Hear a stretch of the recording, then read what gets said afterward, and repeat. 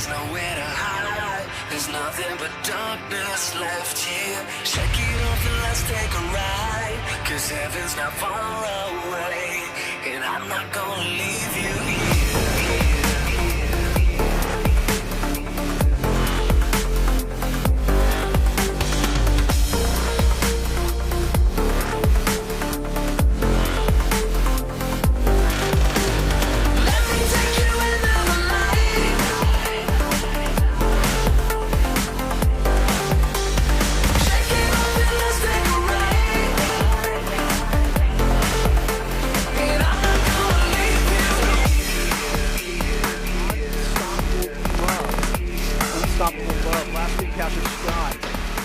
The series, and it was basically challenged us in having a relationship with God. And in having a relationship with God, we carry a perception sometimes in our earthly parents that sometimes we tie that to God. Do you remember that from talking last week, if you were here? You know, and the question that we are asked is, how do we fill that blank? Sometimes when we take a look at our earthly parents, we kind of go ahead and treat God that same way. And sometimes we go ahead and we ask the question, you know, how would you fill this blank? My father never gave or was blank. My mother never gave or was blank. You fill in the blank. And sometimes we put this label of who God is as tied into our parents. Maybe your parents, they gave you an example of what divorce was. Maybe lack of affection.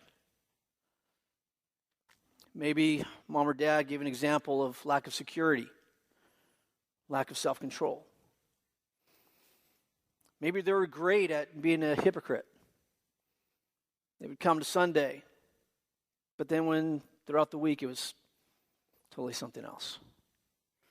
Maybe they were great at abuse, whether that was verbal, physical, sexual.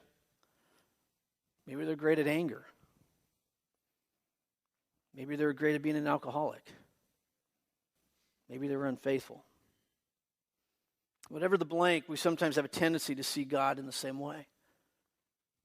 And we treat God like that sometimes.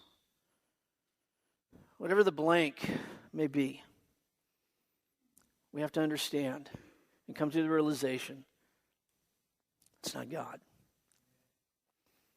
Whether we grew up in a Christian home or not, we begin to carry sometimes that baggage that was passed on to us. You know, that baggage of rejection. And we go through life carrying this bag throughout our life. You know, we make a few wrong decisions. You know, that small bad decision we make. We start carrying it around. The hurt, the pain. We start making decisions that begin to separate us from God. It even becomes a little bit bigger. You know, we just start carrying the baggage around and we go on with life. Maybe we've lived a life where we've been blessed. We didn't have to go through all this stuff. Yet we made some wrong decisions or choices in our life that, once again, allowed sin to wreak havoc in our lives. And those decisions begin to separate us from God. Decisions that we made, we start carrying around this baggage.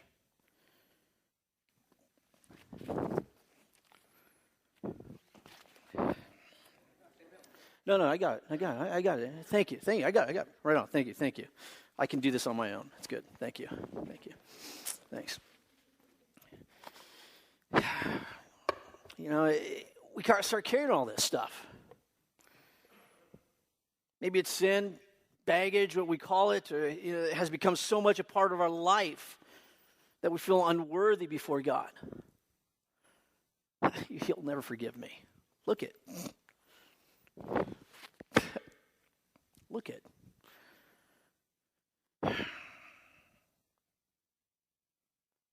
And we go on with life, once again, making decisions. carrying all this stuff with us. Maybe we think in our minds, you know what, we must become perfect before he forgives me. I got to get rid of all this before he ever forgives me, before he accepts me. I got to polish myself up. See, if I don't polish myself up, then my God, he's not going to accept me who I am. Maybe that's because that's the expectations of your earthly parents. And sometimes we put that expectation on God. They loved me when I was good. They loved on me when I didn't cause them pain. If I did not get them angry, they showed me love. And sometimes we kind of play that attitude with God as well. If God, I got to become perfect before God, before he even accepts me. And so we start carrying, we go through life with all this baggage, and we try to live life, and we just go through life with everything, carrying everything with us and trying to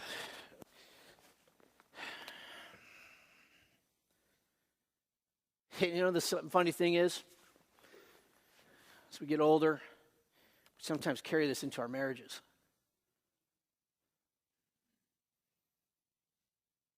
We carry it before the altar when we say, I do. And that spouse begins to carry that baggage. Guess what? We have children. And the children then begins to carry that baggage as well. And the next thing you know, we have all this baggage. Sin that has separated us from God. And we go around life burdened. And the cycle keeps going on and on and on. When will it stop? Question 2 is, when will it stop?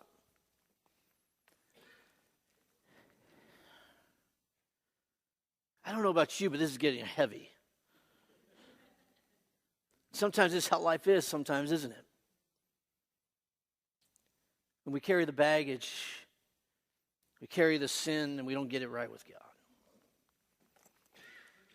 If you open your Bibles real quick to Luke 15.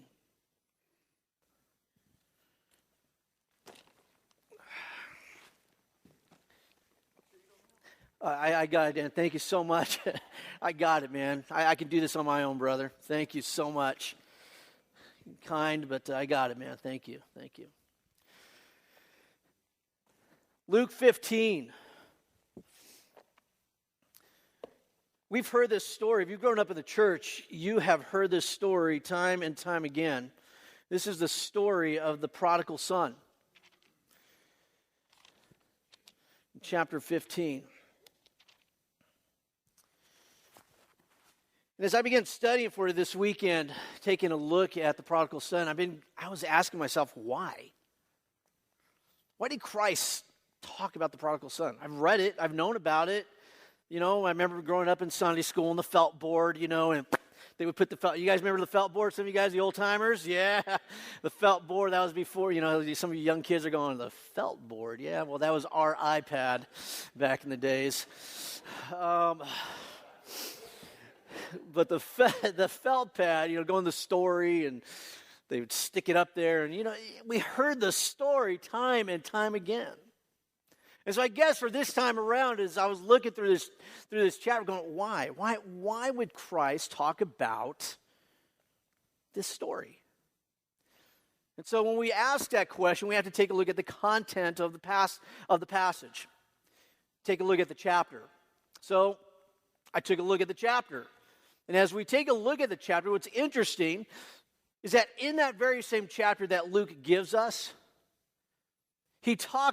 Christ gives us two other parables. The first parable has to do with the sheep.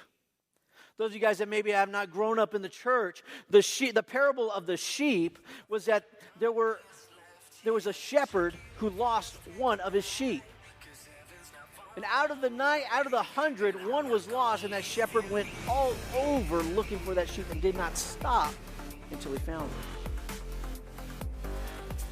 Then you can look at the next passage, and the next parable was The next parable was the lost coin. And if you don't know the story, the lost coin, a lady loses a coin. She looks all over the house. I'm paraphrasing this here. She looks all over the house until she finds it, that one coin. And then we get the parable of the prodigal son. We kind of see a theme coming on here, don't we?